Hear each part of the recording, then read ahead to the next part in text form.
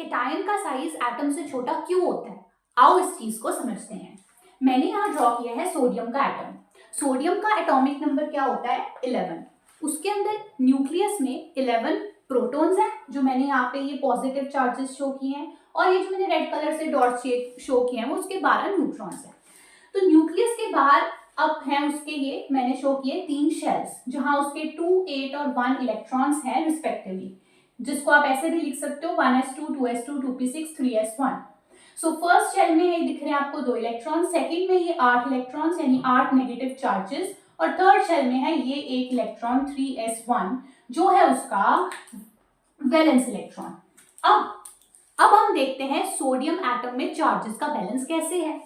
देखो, न्यूक्लियस के अंदर आपके पास 11 प्रोटॉन है यानी कि 11 पॉजिटिव चार्जेस हैं, और उसके अराउंड शेल्स में टोटल कुल मिला के 11 इलेक्ट्रॉन्स यानी 11 नेगेटिव चार्जेस जो हैं वो रिवॉल्व कर रहे हैं।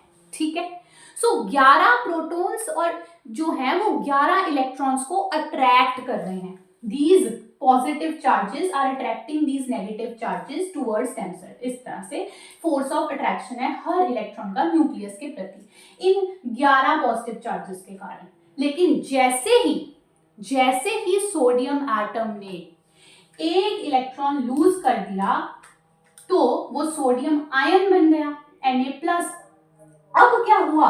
अब उसके ये चार्जेस का जो बैलेंस था वो थोड़ा बिगड़ गया।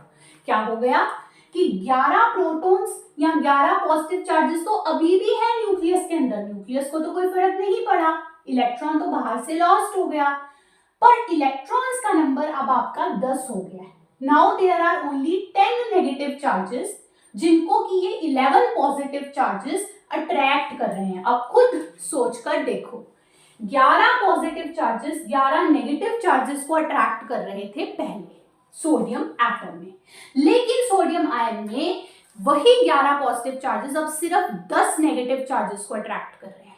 तो उनकी जो फोर्स ऑफ अट्रैक्शन है, अट्रैक्ट करने की पावर, वो बढ़ गई है। सो अब ये इलेक्ट्रॉन्स और स्ट्रांगली अट्रैक्ट हो रहे हैं न्यूक्लियस की तरफ, और एटम का साइज कॉम्पैक्ट छोटा हो रहा है।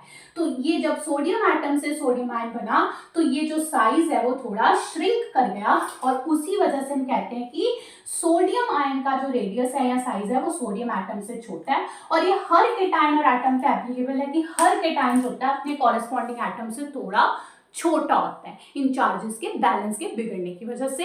Hope you understood. Thank you.